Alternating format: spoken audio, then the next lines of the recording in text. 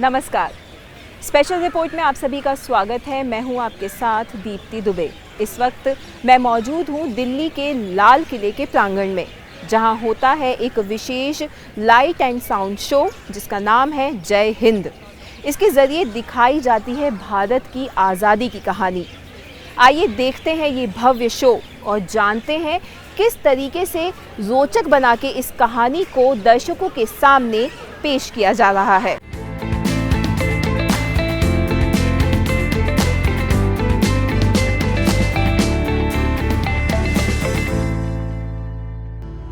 ये वही दिल्ली है जिसे 7 बार उजाड़ा और फिर बसाया गया। तोमर से लेकर मामलुक और सैयद से लेकर लोदी तक हर वंश ने दिल्ली से ही पूरे हिंदुस्तान पर हुकूमत करी। देश की आज़ादी की कहानी हम सभी ने अलग अलग तरीकों से अलग अलग लोगों से सुनी होगी, लेकिन हमें वो कहानियाँ हमेशा याद रह जाती हैं जिन्हें रोचक तरीकों से पेश किया गया हो। लाल किले के प्रांगण में होने वाली प्रस्तुति जय हिंद इसका बेहतरीन उदाहरण है। सियासी वजहों के तहत शाहजहां ने अपनी पुरानी राजधानी आगरा को छोड़कर इस लाल किले की बुनियाद डाली और दिल्ली को अपनी नई राजधानी बनाकर यहीं से पूरी मुगल सल्तनत पर हुकूमत का आगाज किया। लाल किले में लाइट और साउंड की मदद से एक खास शो प्रस्तुत किया जाता है। इसके जरिए स्वतंत्रता की लड़ाई दर्शाई जाती है। लाइट एंड साउंड का ये शो पहले भी हुआ करता था, लेकिन अब 5 साल के अंतराल के बाद इस शो की भव्य शुरुआत की गई है। 3 हिस्सों में विभाजित इस लाइट एंड साउंड शो में दर्शकों को गीत, संगीत, सूत्रधार की आवाज़, कलाकारों और कठपुतलियों के माध्यम से स्वतंत्रता यात्रा दिखाई जाती है। देखिए, आप नौबत खाने के सामने खड़े हैं। ये वही जगह है जहां कभी ढोल नगाड़े बजा करते थे और जहां से बादशाह का इस्तकबाल किया जाता था। शो में प्रोजेक्शन मैपिंग और फिल्मों का भी करीने से इस्तेमाल किया जाता है। शो के 3 हिस्सों की बात की जाए तो शुरुआती 2 हिस्से दर्शक खड़े होकर देखते हैं। पहला हिस्सा नौबत खाना के सामने पेश किया जाता है। इस हिस्से में सूत्रधार लाल किले की कहानी को दर्शकों के सामने रखता है। इस किले मुबारक का निर्माण पूरा हो गया। आज खुद शाहजहां आपका इस्तकबाल और इस किले का उद्घाटन करेंगे। कठपुतली के रूप में सूत्रधार दर्शकों के सामने आता है। शो में सूत्रधार को आवाज दी है सिनेमा के महानायक अमिताभ बच्चन ने। शाहजहां की चहेती बेटी, शहजादियों की शहजादी जहानारा अपनी कनीजों के साथ नौबत खाने की तरफ तशरीफ ला रही है। कुछ सुना तुमने? क्या सुनना है बादशाह बेगम? कल कल बहती यमुना की लहरों की आवाज, कितनी सुरीली है इसकी तान। वालिद साहब ने अपनी नई राजधानी के लिए ये जगह चुनी है। यमुना हमारी हिफाजत भी करती है, खुशहाली, तरक्की और हमेशा आगे बढ़ते रहने की नसीहत भी देती है। सुनो, गौर से सुनो, यमुना गाती है। जी बादशाह बेगम, सचमुच बहुत सुरीली है ये आवाज़। शहाबुद्दीन मोहम्मद साहिब पिरान सानी जिल्ले सुबहानी शहंशाह हिंदुस्तान।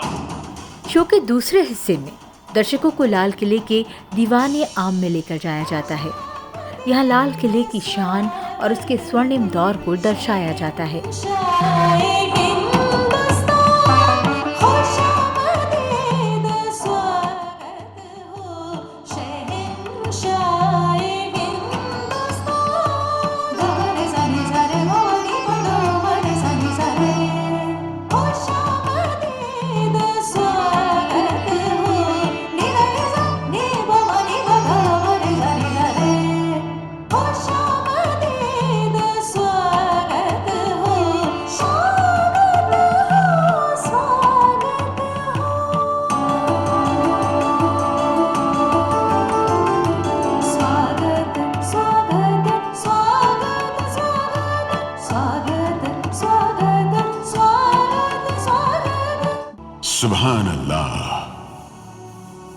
बरसों के इंतजार के बाद आज ये मुबारक दिन आ पहुंचा।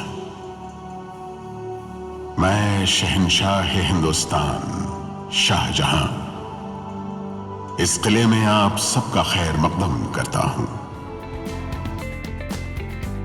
इस भव्य प्रस्तुति के बाद दर्शक पहुंचते हैं दीवान खास में। इस दीवान खास में जनता के सामने पेश होती हैं कई कहानियां। जंग के मैदान में भी उतरना पड़ सकता है। वक्त हाथ से फिसलता जा रहा है दारा। कुछ भी हो सकता है। हमें हर मुश्किल के लिए तैयार रहना होगा, चाहे जंग ही क्यों ना हो।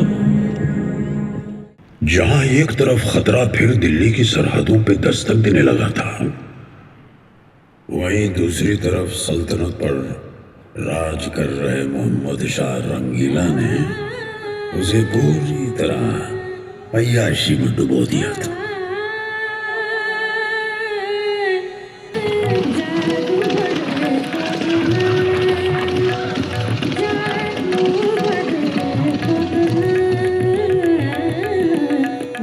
इस दौरान बेशकीमती हीरे कोहिनूर की कहानी भी दर्शकों के सामने बयां की जाती है।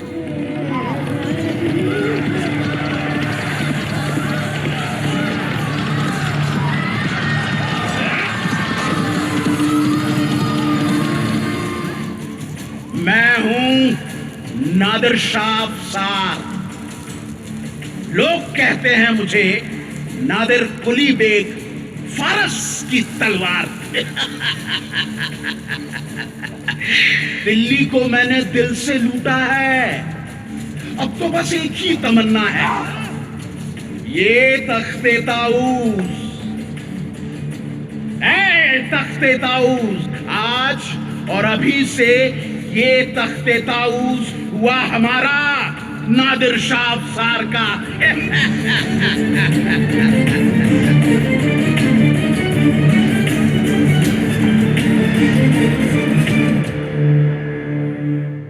पर इस डगमगाती हुई हुकूमत के पास अभी एक और नूर बाकी था, कोहिनूर।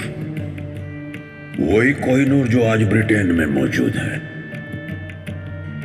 उस जमाने में कोहिनूर का वजूद महज एक अफवाह थी। अब कैसे न होती।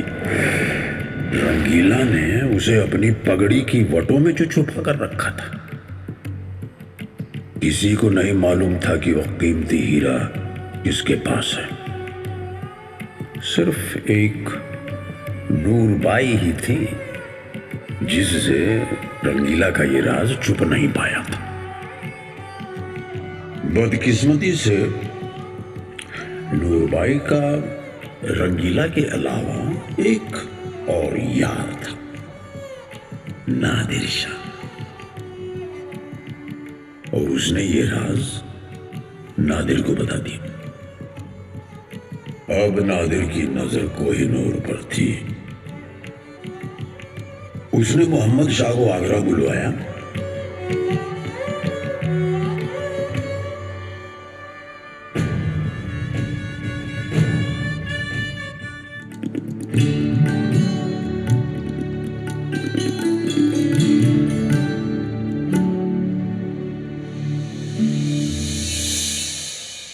पगड़ी बदलने के रिवाज के बहाने हीरे को हासिल कर लिया।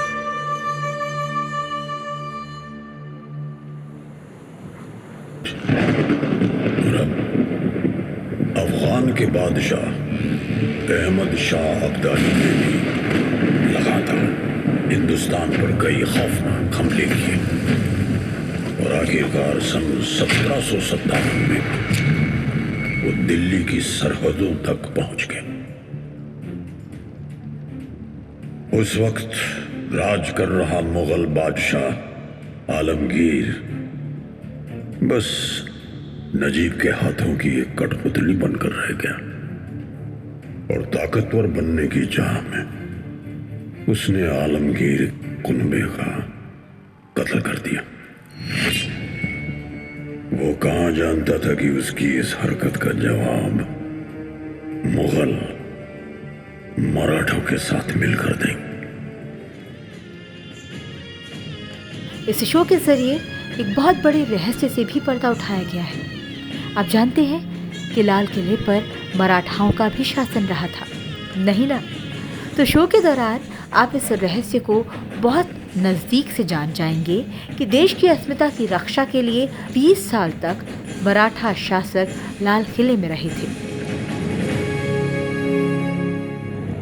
वही भारत के इतिहास में बसी एक दर्दनाक याद को जन्म देने वाली ब्रिटेन से आई ईस्ट इंडिया कंपनी।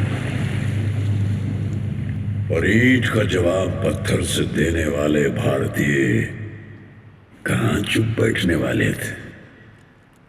जगह जगह विद्रोह की आग भड़कने लगी।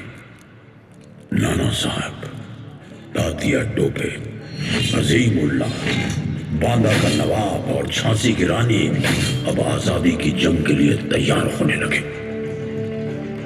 गुप्त पैगाम कमल और रोटी के जरिए गांव-गांव घूमने लगे ताकि अंग्रेजों को इस बगावत की खबर न लगे। 10 मई 1857 के दिन क्रांतिकारी आजादी का नारा लगाकर मेरठ से दिल्ली की ओर निकल पड़े, बादशाह हिंद को अपने फर्ज की याद दिलाने। सन 1857 की क्रांति कब और कैसे शुरू हुई? बहादुर शाह जफर को क्यों और कैसे देश से निकाला गया? सरहदें तो तब पार हुई जब हमें जबरन राइफल इनफील्ड 54 थमा दी गई। इस राइफल को चलाने के लिए कार्टेज को मुंह से फाड़ना पड़ता है। कार्टेज को दांत से फाड़ने का मतलब गाय और सुअर की चर्बी को अपने मुंह से लगाना। और अब बगावत तो होकर रहेगी। हम सब एक होकर अपनी जमीन की आजादी के लिए जंग लड़ेंगे। लाल किले से दी गई 21 तोपों की इस सलामी से पूरा शहर जाग उठा। सदियों बाद शाही तख्त को अपनी खोई हुई इज्जत वापस मिली। हिंदुस्तानी फतेह के बहुत करीब थे जब बख्त खान ने बादशाह से अपनी अगुवाई में एक आखिरी जंग लड़ने की दरख्वास्त की। बादशाह ने बख्त खान की बात मान तो ली, लेकिन उन्हें क्या मालूम था कि उनके महल में ही अंग्रेजों के वफादार खबरी छुपे बैठे हैं। कोई और नहीं बल्कि उनके अपने परिवार के सदस्य। बदकिस्मती से वो गद्दारों के बहकावे में आ गए और उन्होंने जंग में अपने फर्ज को त्याग दिया। फिर घुस पड़े अंग्रेज लाल किले के अंदर। अंग्रेजों का व्यापारी के भेष में देश में आना और फिर इस देश पर कब्जा कर लेना भी यहाँ बेहद रोचक तरीके से दर्शाया गया है। और अंग्रेजों ने मौका मिलते ही लाल किले पर कब्जा कर लिया। Major William Hodson, East India Company ने उसे इस बगावत को रोकने और राजद्रोहियों के मन में डर पैदा करने के लिए खास ब्रिटेन से बुलवाया। This is Brevet Major Hodgson, and I never let my men take any prisoners, but shoot them at once. Fire!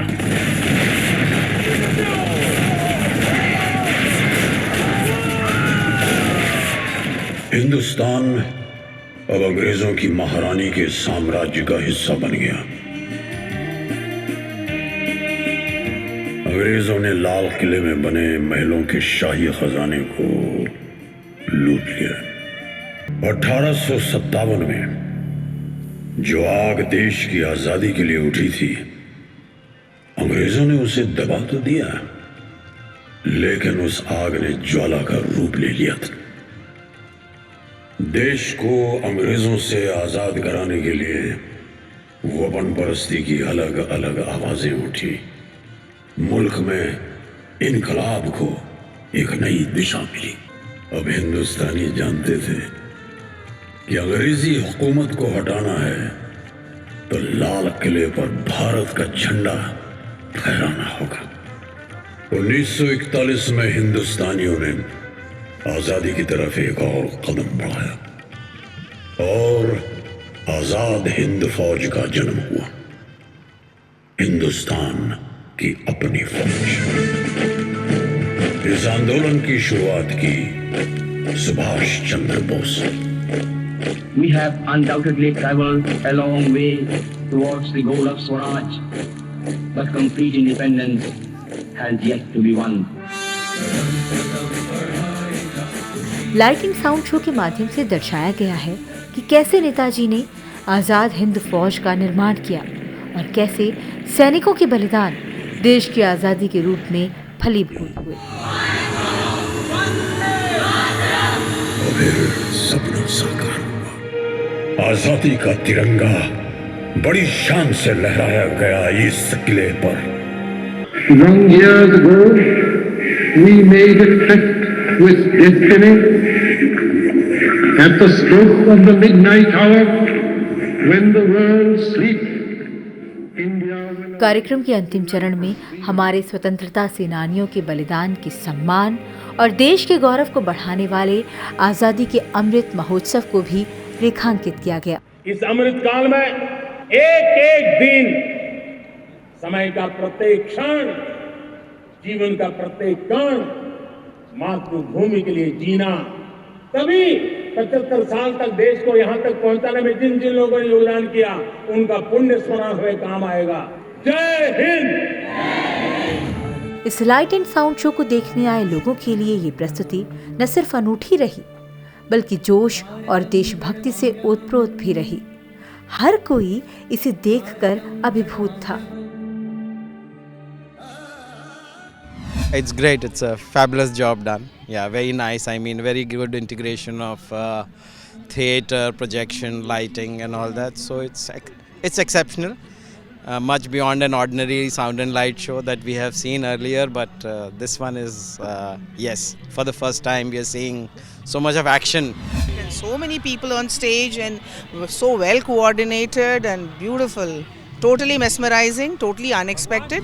You feel proud of your culture, you feel proud that you belong to such a country which is such diverse culture and which is so rich in its history. कुछ जैसे हमको तो मालूम नहीं था कि 20 साल जो है मराठास ने दिल्ली में राज किया और आज़ाद हिंद फौज का इतना कंट्रीब्यूशन था। जैसे 63,000 जो सैनिक उनके पार्टिसिपेट किए उसमें से करीब 23-24 हज़ार मरे। तो ये चीज़ें तो हमको मालूम नहीं थी। हालांकि अब हमने जो हिस्ट्री पढ़ी थी वो काफ़ी इससे डिफरेंट थी, जिसमें कि फोकस भी काफ़ी डिफरेंट था। पढ़ने में भी फील आती है पर वो इतने शॉर्ट टाइम में इतने सारे इमोशंस एक साथ निकले हैं तो काफ़ी अच्छा इनिशिएटिव था। 17 जनवरी से दर्शकों के लिए शुरू हुए इस 1 घंटे के शो का उद्घाटन गृह मंत्री अमित शाह ने किया था।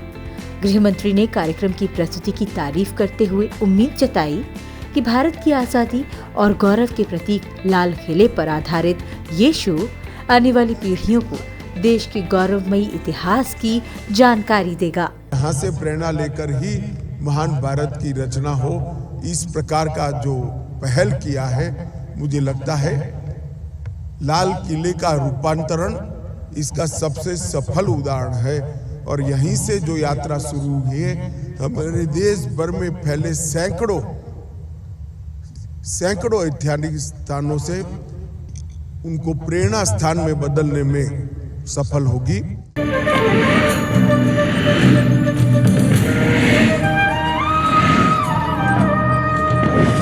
यही है संदेश मेरा, अलबेला है देश मेरा।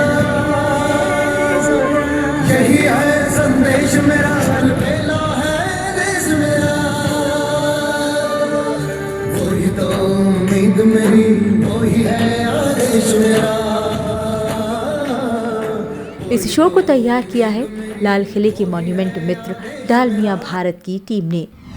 प्रधानमंत्री नरेंद्र मोदी जी का ये विजन था कि भारत के जो भी ऐतिहासिक स्मारक हैं वहाँ पे एक बहुत ही रोचक तरीके से भारत के इतिहास को दर्शाया जाए। तो इस विजन को साकार करने के लिए एक पब्लिक प्राइवेट पार्टनरशिप का मॉडल डिज़ाइन किया गया। उसमें डालमिया भारत समूह को 2018 में मॉन्यूमेंट मित्र बनने का सौभाग्य प्राप्त हुआ लाल किले पर। और इसी विज़न को साकार करने के लिए गवर्नमेंट की टीम और हमारी टीम ने साथ में एक डिटेल्ड विज़न तैयार किया, जिस विज़न के बेसिस पे हमारे को ये प्रोजेक्ट मिला।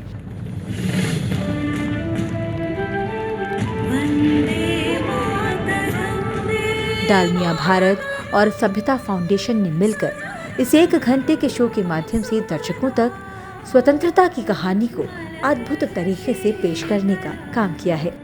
तो ये लगा कि कुछ ऐसा बनाया जाए जिससे कि वो पुराना समय अलाइव आ जाए और लोगों को लगे कि हम आज से 400 साल पीछे चले गए हैं और लोगों को एक फ़ील आए कि उस समय क्या दुनिया हुआ करती थी। और उसके बाद हम वो 400 साल की हिस्ट्री को, जब से लाल किला बना था तब से जो भी बड़े इवेंट्स हुए उनको दर्शाया जाए और लोगों को उसमें एकदम इमर्स करके लोगों को लगे कि हम भी वो रियल में एक्सपीरियंस कर रहे हैं। 1 घंटे में एक सामंजस्य में, शॉर्ट वे में लोगों को अट्रैक्ट करके वो दिखाया जाए। तो उसमें थॉट प्रोसेस यही था कि भारत के जो भी अलग अलग तरह की कलाएं हैं, चाहे उसमें नृत्य हो या कठपुतलियाँ हों या लाइव एक्टर्स हों, उनको हम सारे कलाओं को यूज़ करें। एक तो ये थॉट प्रोसेस था। दूसरा थॉट प्रोसेस ये था कि लोगों को, यूजुअली लोग बैठ के शो देखते हैं, लोगों को एक फोर्ट का पता चलना चाहिए कि किस तरह से ये फोर्ट बनाया गया था और कैसे उस समय इस फोर्ट को यूज़ किया करते थे, क्योंकि 80% ये फोर्ट तोड़ दिया गया है। तो जो इसमें मुख्य भाग बचे हैं उनको हम यूज़ करके लोगों को एक फोर्ट का भी फील देना चाहते थे। और तीसरी बात ये है कि हम सबसे आधुनिक तकनीक यूज़ करना चाहते थे। तो प्रोजेक्शन मैपिंग और ये बहुत लाइटिंग बहुत अलग तरीके से यूज़ की गई है, जो कि मोस्ट मॉडर्न है। एंड इसमें बेस्ट पार्ट ये है, सारा का सारा काम इंडियन लोगों ने ही किया है।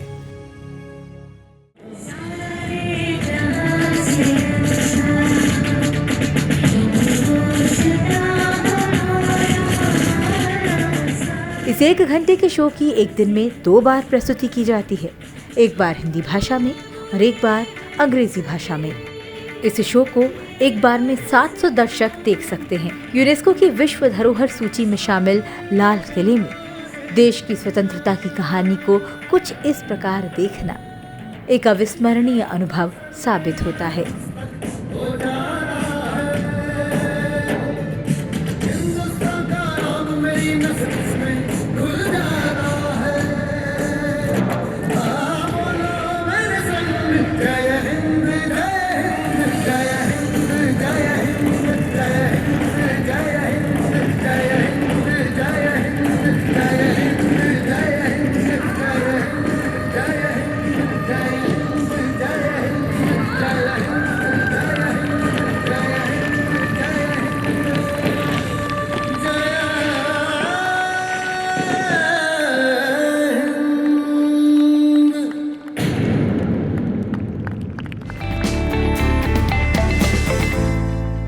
स्पेशल रिपोर्ट में बस इतना ही। उम्मीद है आपको हमारी ये प्रस्तुति पसंद आई होगी। देखते रहिए सनसेट टीवी। मुझे और मेरी पूरी टीम को दीजिए इजाज़त। नमस्कार।